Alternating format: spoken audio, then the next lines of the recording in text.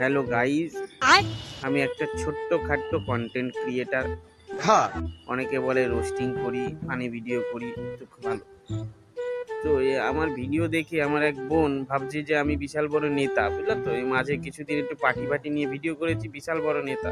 তো সেই বোন এসছে আমার কাছে ওই মানে কমপ্লেন দিতে।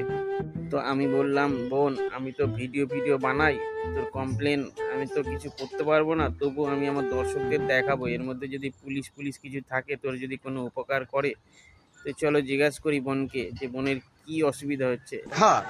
বোন, এই কি লোকে কি কি হয়েছেটা কি তোর, আগে বল তো, তোর কি প্রবলেমটা কি, আমাকে খুলে বল। আমি তো কোনো অপরাধ করি না, কাউকে কোনো দোষও দিই না, মারেও না। বাহ, এইরকম মেয়ে হয় নাকি? এত ভালো মেয়ে, এতে তো লোকে উল্টো পাল্টা বলছে কেন তোদের নামে? আমরা খালি জাস্ট গাঁজাটা খাই। গাঁজা গাঁজা তো ভাই, গাঁজা ভালো জিনিস না, কেন কাজ তোরা গাঁজা? গাঁজা খাই বা সিদ্ধি খাই, আমরা নাচি।